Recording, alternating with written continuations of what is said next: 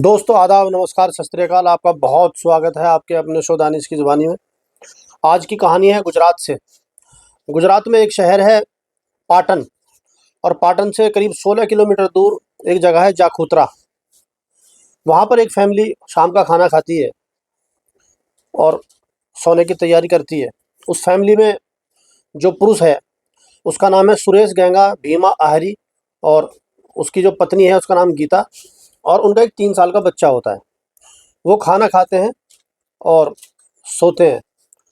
लेकिन करीब रात को 3 बजे बच्चा ज़ोर-ज़ोर से रोने लगता है, और उसके रोने की आवाज़ सुनकर जो बच्चे का पिता था, सुरेश गंगा भीमा अहीर, इसकी आँख खुलती है तो वो देखता है कि उसकी पत्नी बेड पर नहीं है और बच्चा बहुत तेज़ रो रहा है, क्योंकि छोटा बच्चा है 3 साल का। अब उसको लगता है कि शायद उसकी माँ बाथरूम गई है। वो बाथरूम में जाकर देखता है, उसके बाद किचन में जाता है और घर के बाहर निकल कर देखता है तो उसकी माँ उसको कहीं पर दिखाई नहीं देती। अब वो ये देखकर परेशान हो जाता है कि रात के करीब 3 बज रहे हैं, पत्नी आखिर गई तो गई कहाँ? अब वो अपने बच्चे को गोद में लेता है और रात को ही 3 बजे के करीब इधर-उधर ढूँढने की कोशिश करता है कि कहीं अ, आस-पास मिल जाए, या कोई काम पड़ा होगा या किसी से मिलने गई होगी। इस उम्मीद में वो रात भर ढूँढता रहता है। ढूँढते-ढूँढते उसको सुबह हो जाती है और वो पूरे गाँव में देखता है, और गाँव अब आस-पास के जो जंगल है वहाँ पर जाता है, आस-पड़ोसी को बताता है, और वापस जब वो घर के पास आता है तो वो देखता है कि घर के पीछे कुछ धुआँ उठ रहा है। अब जैसे ही उसने वो देखा, वो बच्चे को अपने गोद में लिए हुए उस जगह पर जाता है जहाँ पर आग जल रही होती है। वहाँ पर जाकर वो देखता है कि एक शव जिसमें किसी ने आग लगाई हुई है, वो जला पड़ा है। ये देखकर वो एकदम घबरा जाता है और सन्न रह जाता है। उसके करीब जाकर देखता है तो उसको पता चलता है कि वो उसकी पत्नी की ही लाश है, क्योंकि चेहरा पूरी तरह जल चुका था और पहचान में आना मुश्किल था। लेकिन जो उसकी बीवी की पायल थी, और जो उसके गले की चेन, जो उसके जेवरात अंगूठी वगैरह थी, और जो कपड़ा थोड़ा बहुत जलने से बच गया था, उससे वो पहचान कर लेता है कि ये उसकी बीवी की ही बॉडी है। उसके बाद पुलिस को फ़ोन करा जाता है। आनन-फानन में पुलिस वहाँ पर पहुँचती है।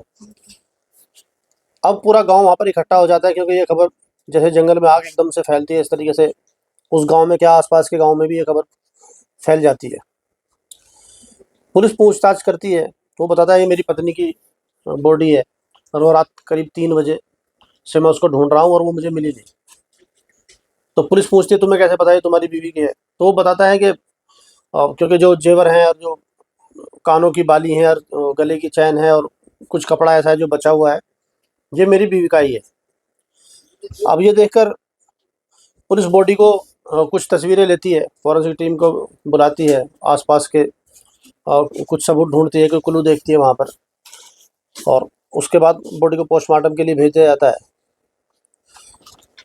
जैसे ही वो पोस्टमार्टम के लिए बॉडी को उठाते हैं, इतनी देर में एक हैरान करने वाली घटना घटती है। एक आदमी आकर कहता है, "ये तो मेरे भाई की लाश है।"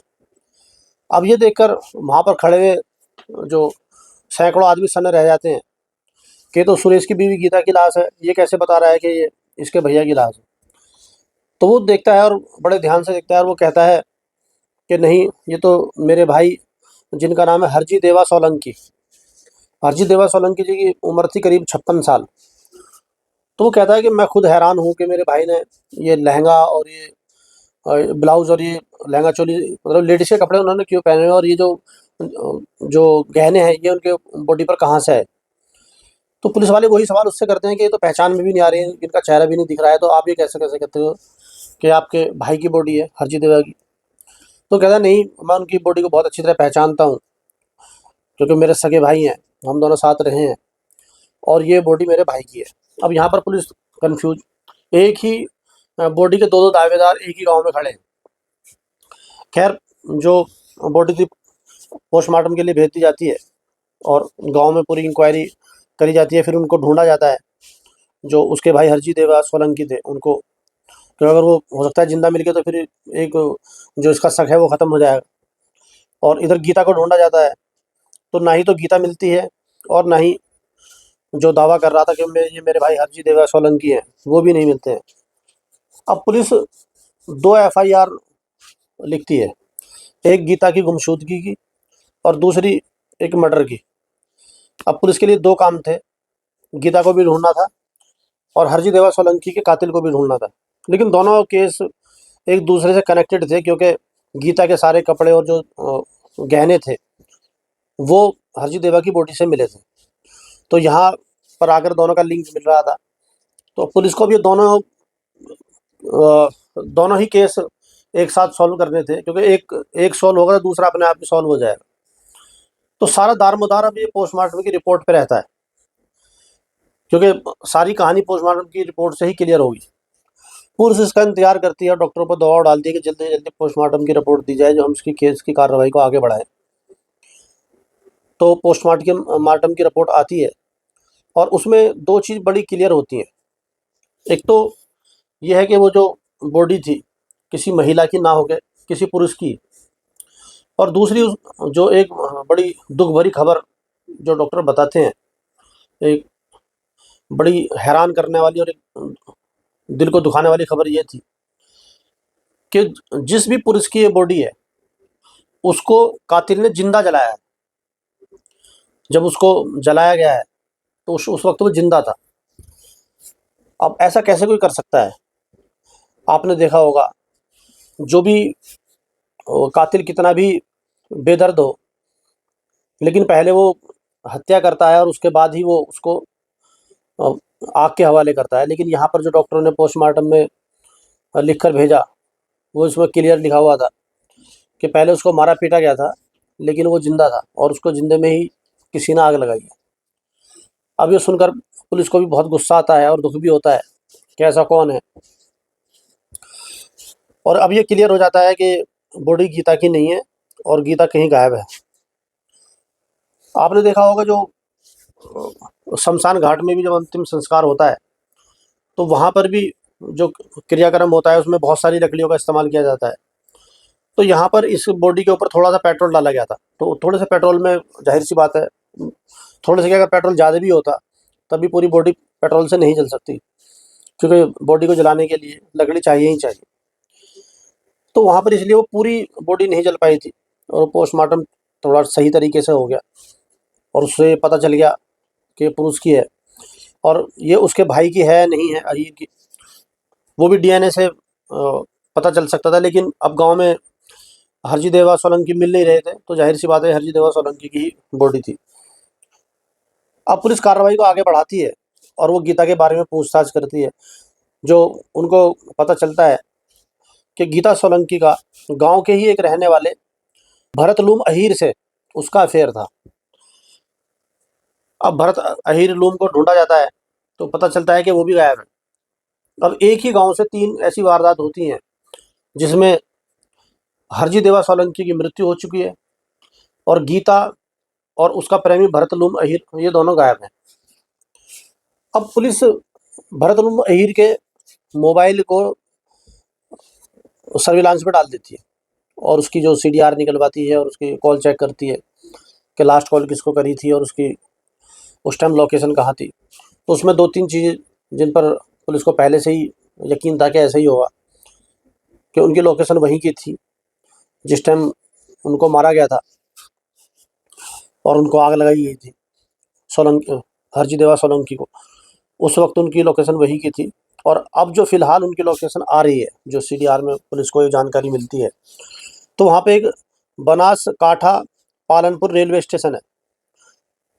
इस वक्त की इसकी लोकेशन इस रेलवे स्टेशन की आ रही थी। पुलिस फ़ौरन वहाँ पर पुलिस को गाड़ी निकाल कर वहाँ पर एक टीम को भेजा जाता है, क्योंकि ये एक क्लियर हो गया था कि जब वो जो भी आदमी रेलवे स्टेशन पर है तो जाहिर सी बात है वो भागने की कोशिश कर रहा है और किसी न किसी ट्रेन में बैठने की पूरी फिराक में है। इससे पहले वो किसी ट्रेन में बैठे, पुलिस का यही टारगेट होता है कि उसको अरेस्ट कर लिया जाए। एक टीम भेजी जाती है और रेलवे पुलिस को फ़ोन करा जाता है, उसकी फ़ोटो वगैरह भेजी जाती है वहाँ पर और उसको वहाँ से गिरफ़्तार कर लिया जाता है। गिरफ़्तार कर कर उसको पुलिस स्टेशन में लाते हैं और उससे पता करते हैं कि अब तुम कहानी बताओ क्या है। जो कहानी सामने आती है वो ये थी कि जो सुरेश की पत्नी थी गीता, इसका अफेयर था भरतलूम अहीर से, और इन दोनों के मिलन में जो रोड़ा था ये सुरेश गंगा भीम अहीर था। इनको काफ़ी प्रॉब्लम होती है।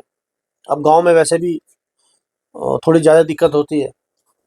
तो अब ये प्लान बनाते हैं कि किस तरीके से यहाँ से हम भागकर चले जाते हैं और अपनी ज़िंदगी कहीं और अपनी सुकून की ज़िंदगी गुजारेंगे। लेकिन गीता कहती है कि अगर मैं यहाँ से गई तो ज़ाहिर सी बात है मेरा पति मुझे ढूंढेगा, और ढूंढते ढूंढते फिर वो मेरे घर जाएगा और पुलिस में रिपोर्ट कराएगा और सारी चीज़ें होंगी, और ये हमें दुनिया के किसी भी कोने पर सुकून से नहीं रहने देंगे, और ये हमें ढूंढते रहेंगे, और एक दिन ऐसा होगा ये ढूंढ लेंगे और उसके बाद ये फिर मुझे यहीं पर लेकर आ जाएगा। तो क्यों ना कुछ ऐसा करा जाए जो मुझे ये ढूंढे ही ना। तो वो दोनों प्लान बनाते हैं। अब जिसके अंदर जितना दिमाग वो उसी तरीके से प्लानिंग करता है। अब इनकी प्लानिंग ये थी कि कोई गीता की ही कद काटेगा, कोई आदमी गांव से, या कोई महिला या कोई पुरुष कोई भी मिल जाए। इनका टारगेट ये था बस काठी होनी चाहिए, जो हाइट है वो बराबर होनी चाहिए। इनको ये जानकारी नहीं कि डीएनए भी हो सकता है या महिला की और पुरुष की बॉडी भी अलग होती है। बस इनको ये था कि पुलिस को बॉडी मिलेगी और पुलिस ये मान लेगी ये गीता की ही है और केस क्लोज हो जाएगा। ना ही वो ये ढूंढेगी कि मर्डर किसने कराया। अब इनको एक चीज़ ये देखनी चाहिए थी कि एक तो गीता गायब हो रही है, उसकी एफआईआर है, वो ढूंढता, और जब वो मरी हुई मिलेगी तो उसके मर्डर को भी तो पुलिस ढूंढेगी। तो यहाँ पर तक उनका दिमाग नहीं आता। उनको बस ये लगता है कि पुलिस इतनी भोली है कि बस वो ये देख लेगी कि यहाँ पर बॉडी है और वो मर गई है और केस क्लोज। तो यहाँ पर एक उनका भोलापन ही कहेंगे आप। तो अब वो इसी काठी की और इसी हाइट का जो उनको उनकी नज़र में ये आते हैं हरजीत देवा सोलंकी, जिनकी एज थी 56 साल। इनको लगा कि इनकी एज भी ज़्यादा है, ये ज़्यादा विरोध भी नहीं कर पाएंगे जब हम इनको मारेंगे, और इनको मारकर हम जला देंगे। अभी हरजी देवा सोलंकी को उठाते हैं और उनको मारते पीटते हैं, क्योंकि रात के करीब 2 बज रहे थे, और उनको जंगल में ले जाते हैं और उनके सारे कपड़े उतारते हैं, और फिर गीता अपने कपड़े उतार कर उनको पहनाती है और उनके कपड़े वो अपने साथ रख लेते हैं और पेट्रोल उनके ऊपर डालते हैं। तो जो पोस्टमार्टम की रिपोर्ट में बताया गया था, जिस टाइम वो उनके ऊपर पेट्रोल डाल रहे थे वो जिंदा थे, मरे नहीं थे।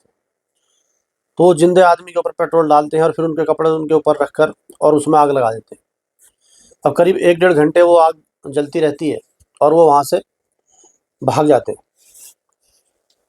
तो पुलिस कहती है कि ये सब करके, मतलब तुम एक अपने स्वार्थ के लिए, तुमने एक बेकसूर जिसका तुम्हारी अफेयर से, तुम्हारी आस्की से कोई लेना देना ही नहीं था, ना ही उसको कुछ पता है, ना ही उसका कोई मतलब है, एक तुमने अपनी ज़िंदगी के लिए, अपने मज़े के लिए एक आदमी का कत्ल कर दिया, एक सीधे-साधे आदमी का।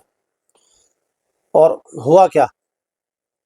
अब जो एक 3 साल का बच्चा है वो भी रहा, और पति है वो भी गया, और अब उनकी सारी ज़िंदगी जेल में कटेगी, भरत की भी और गीता की भी, और एक बेकसूर आदमी मारा गया। तो ये थी आज की कहानी, 27 मई, अभी 2 दिन पहले की, मंगलवार की कहानी। आज शुक्रवार है, ये मंगलवार की कहानी थी। तो ये कहानी आपको कैसी लगी और इसमें अपने जो सुझाव हैं, सवाल हैं, वो अपने कमेंट में बताएं, और चैनल को लाइक करें, सब्सक्राइब करें, अपना प्यार इसी तरह देते रहें। अब आपसे मुलाकात होगी कल शाम को 7 बजे किसी दूसरी सत्य घटना के साथ। बहुत बहुत धन्यवाद।